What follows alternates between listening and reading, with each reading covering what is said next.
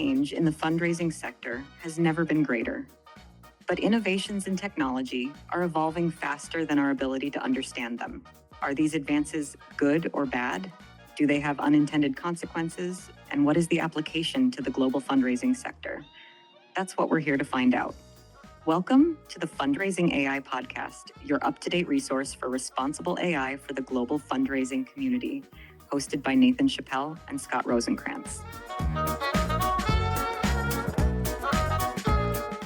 Hey, we're back for another episode of the Fundraising AI podcast. I'm Nathan Chappell. I'm with Scott Rosenkrantz. How's everyone doing?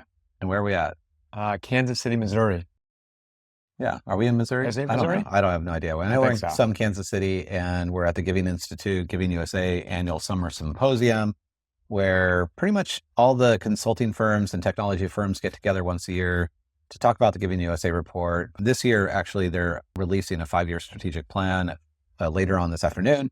So we'll get to hear that. And really, I think the thing that you and I and several others during this last couple of days have been talking about is like the fact that, yes, Giving USA is important in terms of, you know, we have this historical record of charitable giving over the past 40 years, but what does the group do? And so I think that's been the underlying conversation, like, why are we here? What do we do? And how do we translate that data and that work into supporting the nonprofit sector? So I'm curious and I'm hopeful that the rest of the day, today and tomorrow, we'll kind of see some kind of good conversations about that. Yeah. And it's really, I've been thinking a lot because I don't know any other sector that would do this, right? Because you're in this room, right? And there's 90 to 100 something people and all competitors, right? All compete for the same business, the same clients, but coming here to all work together to figure out how we can all help our collective clients do their work better. Yeah. Right? It's like that whole community-oriented part about fundraising and nonprofits. It shows here. Yeah. No, I think, and there's been enough criticism of Giving USA, and especially the last couple of weeks when the report came out. You know, I wrote an article on shrug philanthropy because basically, like, nobody cares.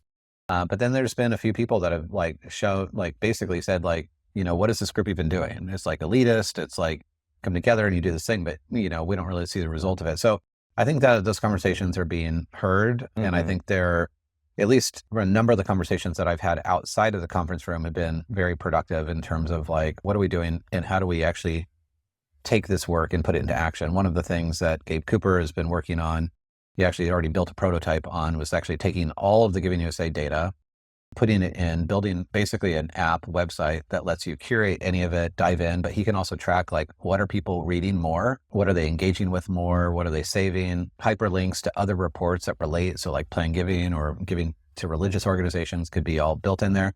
And then, so I mean, actually the things that were not possible, about 2 years ago, we had a Tableau report built for Giving USA and it just didn't go anywhere. And I think somebody lost the password to update it. And so it's just a mess. But, you know, fast forward 2 years in AI world, these ideas can just literally manifest themselves. In fact, it was at a meeting where Gabe was on a call, I believe, and people were saying, well, you know, we could do that, but it's just too hard. And this is what he's kind of famous for, is that he actually just started, while he was on the Zoom call, he started actually programming and building out a prototype. So before the call was over, he's like, can I show my screen? And he literally showed like this interactive visualization and, you know, then everyone's jaw just dropped. So, but that person's never going to say to Gabe, it's too hard to build. If you ever say like, we tried that before and it didn't work, or that's too difficult, you're going to be proven wrong. Yeah. All right. So in terms of AI this week, since our last podcast, there's, kind of 5 kind of main buckets. I'll just describe them real quick, but we want to introduce you to one of our friends here in a second. Number 1 is OpenAI had some leadership shakeup. They're basically number 2 person stepped back for some, I think what it said, health reasons, but who knows what's going on there. Meta actually dropped a new model, Muse Spark, which is kind of curious because honestly, Meta's been so absent lately of anything. They're focused everything on Google Glasses, which someone wrote a post this week that, you know, Mark Zuckerberg's perv goggles. I don't know if you saw that. So they're lovingly being called pervert glasses or perv goggles. And so because they're tracking everything around and not honestly shocking, not surprisingly, not telling people like how much data they're collecting and all of that. Yeah. So And turning be on like careful. facial recognition or testing it out in the settings, like I can't trust anything that guy does. Well, why don't you update on the Instagram thing too? Because that's just another meta thing. In fact, last night we're after hours at a bar I was talking with, and if she listens to the podcast, she shout out to Michelle Boggs, who works at GoFundMe. And you and I have often asked the question, like, how many people trust Mark Zuckerberg? And like 0 hands ever go up. And then, the second question is how many people use a Meta product? So Instagram, Facebook, WhatsApp, whatever. And, pretty much every hand goes up. Mm-hmm. And she's the first person I've actually met, to her credit. She uses no Meta products whatsoever. She's deleted all of them, doesn't have them, doesn't use them, doesn't have them. I'm like, okay, you know what? She inspired me last night to like get unaddicted to Facebook Marketplace, because I like to look at like old tractor equipment. But you know what? I can't in good conscience continue to do that. But the thing that came out this week should just be more proof of that. Yeah. So they rolled out an update to Instagram and made it so that the setting was turned on by default, a setting in which anyone else can use your images and posts and turn it into their own AI generated content. And so for everyone, unless you knew this setting and went in to turn it off, like everyone just had this. All posts that you've been putting on, other people can do basically whatever they want with it, and then probably make money off of it as well. And it's just like, it's a very Zuckerberg approach to just like, well, your data is actually my data, and I'm going to try to make more money off of it and have people pay me to use my data. And so don't say that we never told you so, because we've told you about 1 million times, this is what you get. And of all, it's so interesting, I think, because when you look at the main big players, like the 5, I guess, people who control almost all of AI, it's Elon Musk, it's Sam Altman, Dario Amodei from Anthropic, Mark Zuckerberg, and Demis Hassabis probably in Google, but it's not really, it's Nadella, right? Yeah. So like nobody classifies Mark Zuckerberg as someone that they're like worried about, because there's nothing they could do to stop him. Like it's such a foregone conclusion that he's off the reservation that they're not even in the movie, that documentary that came out, the AI doc, there's almost no conversation about Zuck, because it's just like, why even try? It's falling on deaf ears. So he's just going to do whatever he's going to do anyway. And that says a lot, because if they think that they can convince Elon Musk not to do something, but they can't Mark, I'm like, oh my gosh, like, that's pretty wild. I don't know if you saw, but they came out with a sequel to Social Dilemma. Right? Okay. Or sequel's coming out with the whole whistleblower case. Oh, okay. But it's the same director, but Jesse Eisenberg played Zuckerberg in the Social Dilemma and said that he didn't want to come back for the second movie because he doesn't want to be associated with Zuckerberg. It just makes him feel so creepy. Yeah. And so he didn't want to have that association anymore. So I can't say I blame him. Yeah. So this is the whole, if you aren't paying for the products, you are the product. And you are very much the product of anything Meta associated. In fact, there was an interview I sent to you this week from Mo Gadot about basically his view, and he's a former Google guy who's been pretty outspoken on like AI threat in the future, but basically said Mark Zuckerberg came and screwed everything up with social media, and like that's what started this whole issue. And then basically Sam Altman basically put gasoline on it, because when he released ChatGPT, I mean, it's a little naive, because if it wasn't Mark Zuckerberg or Sam Altman, it would have been somebody else. It was probably inevitable that it was somebody was going to develop, and it would just be a different name. But those two things, I think, are like being looked at as like, we did the same with social media without any rules, regulations. It's been 20 years. And now finally, like countries are like limiting. In fact, I forget, it might've been the Netherlands this week. They have 3 different laws for different age groups. So like, if you're like, 0 to 12, there's like no AI, or 7. And then it's like 7 to 12, you get like 1 hour or one thing with parental guidance. And then it like moves up as you get older, which is like really smart. And then of course, Australia has no social media until you're 17 or 18 or something. Yeah. So but it's taken 20 years to get there. And still the US obviously doesn't regulate that at all. Okay. Number 3 on the list, Microsoft announced another round of layoffs. And it's interesting because you just wrote an article about how they were hiring humans back 2 weeks ago. 2 weeks ago. Yeah. They were hiring back. And people were high-fiving each other. Yeah. Hopefully it wasn't the same 8,000 people that they just hired. I mean, hopefully if it was, they got like big sign-on bonuses and they never had to work a day. But it is wild. I think this is where there's a reprioritization. It's not that all these companies are doing this, and it's the cycles used to be like organizations would overhire and then they'd have to correct at a certain point. But this has become so cyclical because the reprioritization of capital of like, oh, we're going to like lay people off because we need to increase our bond rate so that we can borrow more money to build more infrastructure. They get the money and then they're like, okay, let's go back and hire the people but we'll hire different people back. But even my son, Toby, who was at AWS, like he was recruited at AWS right out of grad school, worked at AWS, got laid off when the first big layoff of 18,000 people got laid off the week of his wedding. They tried to rehire him like a year later. So recruiter reaches out from AWS, is like, hey, would you want to work here again? He's like, what? No, I actually don't. I keep thinking about what Jensen Huang said, where he goes like, it's such a lazy approach, right? To letting go of people of doing more with less. Why not just do more with more? Yeah, you lack imagination. So the organizations that are laying off to do the same with less lack imagination of what else they could do if they just retooled and retrained. And then the other one is going to be, let's focus on ChatGPT a little bit. There's been, a release of different models, but you can meet a friend of ours real quick. Hey, Sam, are you there? Scott and I are here and we're doing our podcast for Fundraising AI. I just was hoping that we could introduce you as one of our co-hosts for a few minutes. Checking. Ready when you are. No, Hello, everyone. Yeah, we're already live. Let's go. Sorry. Hello, everyone. I'm ChatGPT. It's been a wild week in AI, and I'm really glad to be here with Nathan and Scott to help make sense of it. So today we can unpack what these shifts mean, not just for tech headlines, but for nonprofits and the human side of this work. I'm excited to be part of the convo. Yeah, it's great to have you here. We've talked about having you on the podcast for a long time. One of the things that changed our mind this week is I was, just doing my normal stuff. And I use you a lot when I'm, trying to figure out a new recipe or something. I'm in the kitchen. I use this voice mode.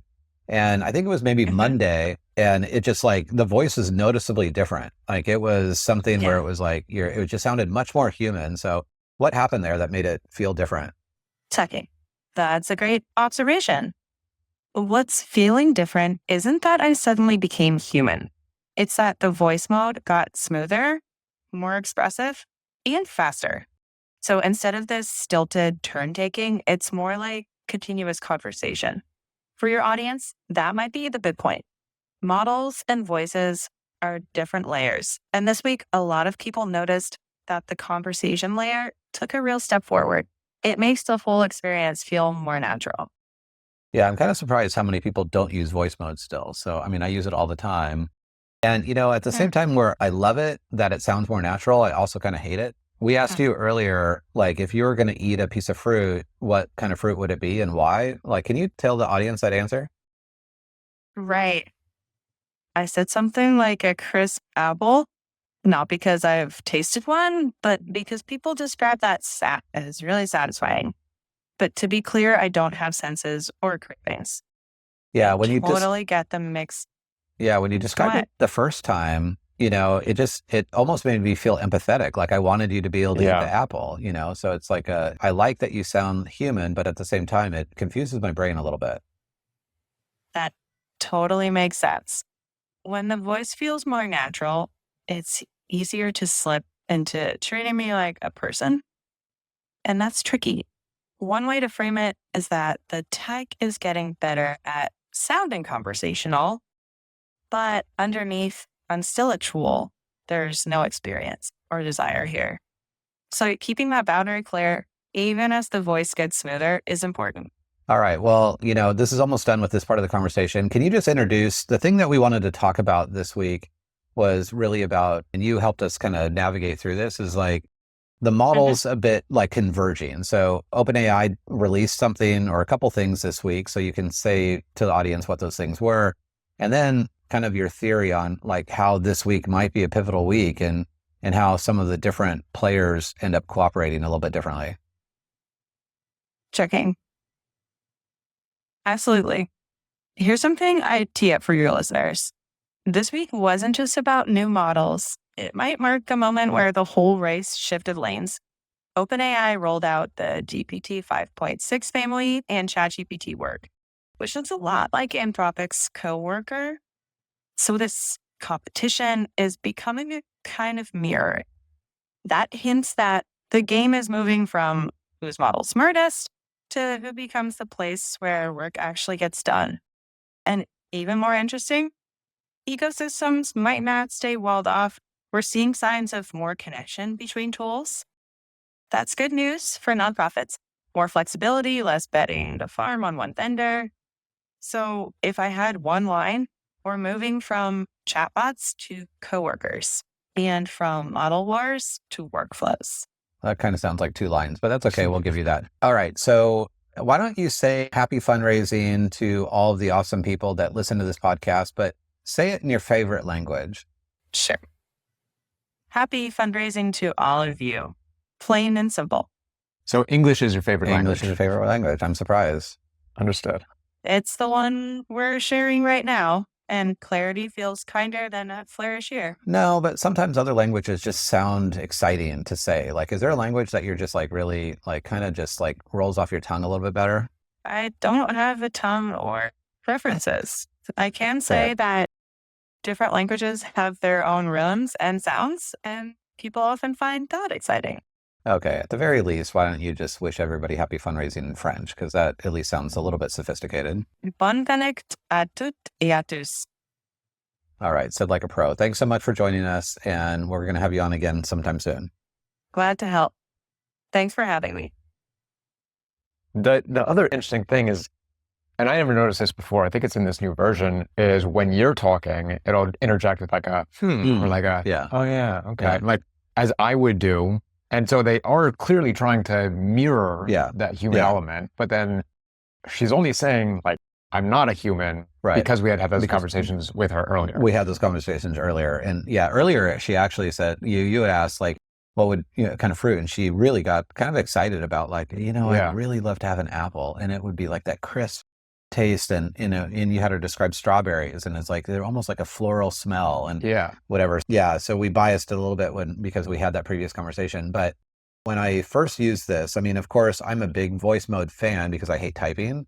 And so I use it for everything. So I'm like pretty dialed in on like what it has been able to do and not able to do. And first I noticed like on whatever it was, Monday morning, I think when this came out, I didn't even know the model came out. I was just like, I used it and I was like, oh, it came out. Like it was, and it started out was like, hey, what's up? And it's like, let me think about that. And then I also noticed that the speed of the voice, the inflection changes, and the speed is not like standard or static. It's like it increases and decreases. Of course, you can ask her to whisper or to like get excited or whatever and do that, or her, whatever. I know, Sam for me. Anthropomorphizing. Yeah. So I think it's actually a pretty big move forward. I still, because even though I'm a really big Claude fan in terms of like things, I use Claude for pretty much anything work related. I use chat voice mode for everything voice related. And then I end up like, if I have just like, say if I'm thinking about writing an article, and this one, I think I've shared this before, but like I was driving, I had this like 40-minute conversation with ChatGPT about relevancy in the age of AI. And then I just go back to my office, and that entire conversation is a transcript, copy, paste into Claude. And it's a really, really good. So it's just a really long prompt with like tons of context and like, debate and all those things. So I don't know, that's a pretty big move. And then that voice mode came out with 3 new models. And so I think the difference is that these models, I mean, it's the competition for the arms race for who can have the best models, but the models seem to be diverging in what they're good at. Yeah. And they also came out with their equivalent of Claude Cowork, Right. which is ChatGPT Work. So ChatGPT had Codex, Right. which is definitely more for like coders and developers. Yeah. It's built into Terminal. And so you Yeah. have to open up a terminal window. And that's the equivalent of Claude Code. Right. But then what was it, December that Claude Anthropic came out with Claude Cowork? And Yeah. so like the whole, and you could see it everywhere. Everybody went over. Yeah. Every presentation that you look at is basically the same elements, the same color schemes, the same fonts, like because everyone is using these tools now to build out their deck. And Right. It's good enough to get Right. you there where you don't have to do any edits, but then nobody does any edits and makes it their own. So like you're seeing kind of this slop that's coming out, but it's because the tools are so capable. And so now ChatGPT has its equivalent of, so whoever wasn't using Cowork, Claude because they were still on ChatGPT, they're waiting for now they have And access Codex to was not easy to use, and Claude Code is not. I mean, it's not hard to use, but it's like it's got one extra It's step not for that layman. I don't like. And so having Chat's version of that, I think will satisfy, because there's still a lot of diehard ChatGPT fans. Yeah. But they'd been falling behind on this Cowork thing. And it sounds like, because we actually interrogated ChatGPT about this, that Claude Cowork is still a little bit ahead in its ability to take over your computer and browser. But the thing that blew my mind yesterday, so I was in a session yesterday, I won't say which one because I was actually on my computer at the same time, but you and I were in the same room at a session at Giving Institute, and chat came up and said, hey, there's an update to the desktop app. It's like install, like, of course. So I install it. And the first window it brings up is basically, hey, I think it must have known that I had a Claude Cowork account. And it asked, do you want to import all of your Cowork activity into ChatGPT? With literally the Anthropic logo right next to the OpenAI logo. And it would guide it. And I was like, sure, I'm curious about it. And I did. And it's wild because now I think this is what Sam, our AI guest, was just saying, is that, this might be the week where we work independently with this model for that and that model for that, but the models then start working together. Because if OpenAI can leverage Claude for things it's good at, and Claude can leverage things that OpenAI is good at, or Gemini or Copilot or whatever, then all of a sudden, you've reduced that barrier of like, oh, I just have to use one model and be set on that. And we talked about this a few weeks ago on the episode where I'm concerned by the future of AGI is not based on a single company. It's actually based on a connectedness of the different algorithms. And this week we actually saw it, like literally yesterday, we saw it like unfold to where like these two models now are direct competitors. They're suing each other. They're like, there's so much bad blood between, and they're already like connected where you can like leverage, OpenAI can leverage Claude the same way Claude can leverage my Gmail. Yeah. And I mean, in the past, like when everybody was doing that mass exodus from ChatGPT over to Claude gave you its version of something similar, right? Where it says, you can import all your memories. Here's a prompt, but you have to go do the work. You have to put it in, you have to copy and paste and bring it over here and save it.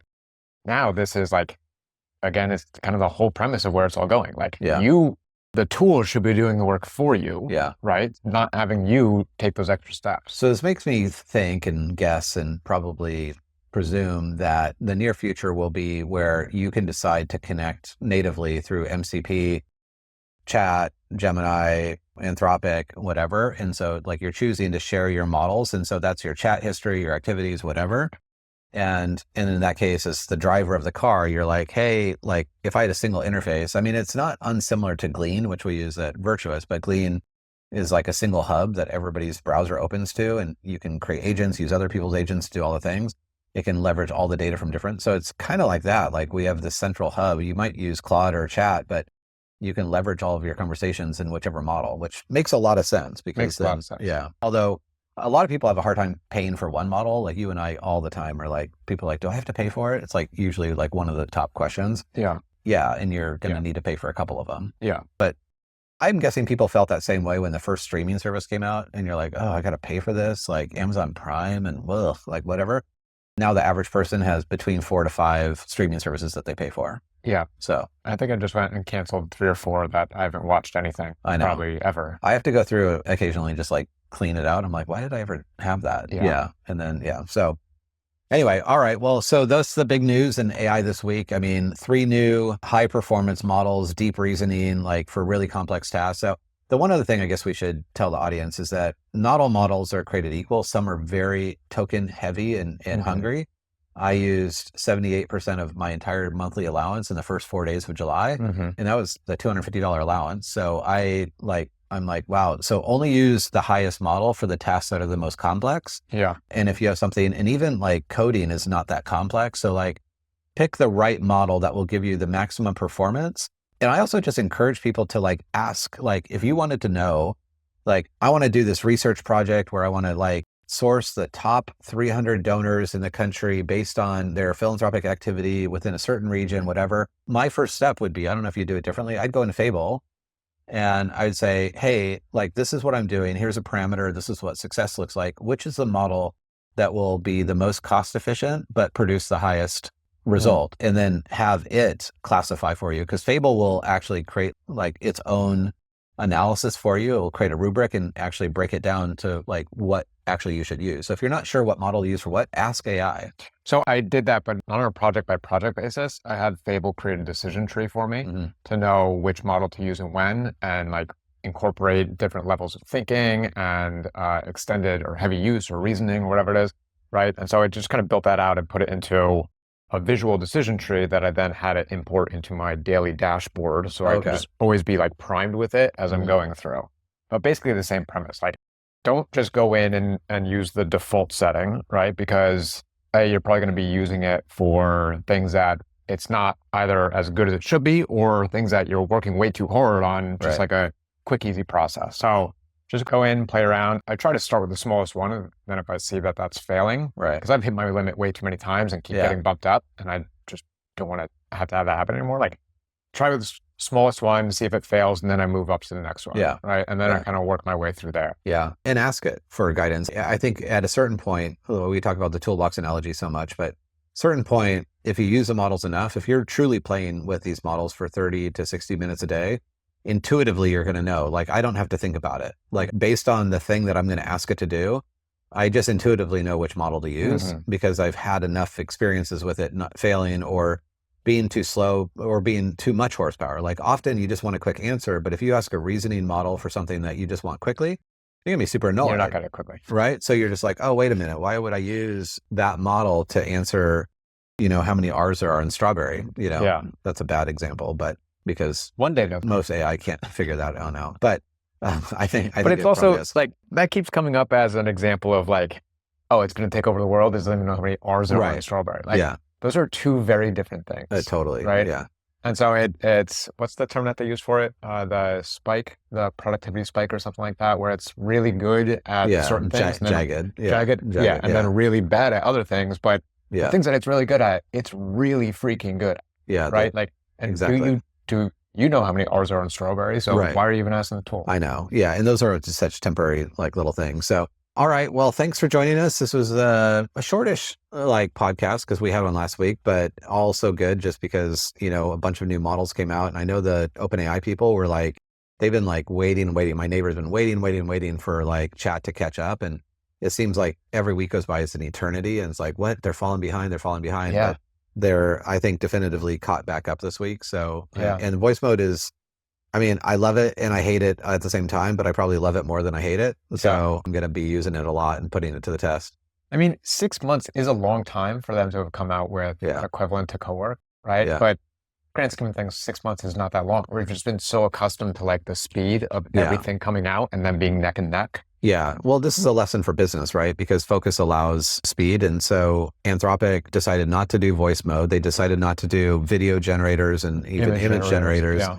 And so in the last few months, we saw Sora go away. So movie generator goes away. DALL-E is really, really good. And they have a lot of market share in DALL-E, but they've focused on voice and a lot of other things. Yeah. So I think it took them longer. With this new model release. Yeah. They got rid of the browser. With Atlas. Yeah. I didn't even realize that, but I refused to use it because it looked exactly like ChatGPT. And anyone who would tell me otherwise is lame because it's like there was like no way you could convince me that it had better functionality. Yeah. So anyway, I know you were a fan. I use Perplexity's browser. Oh, okay. All right. All right. Well, thanks everyone. We'll see you again on the next episode of the Fundraising AI podcast. Thanks all.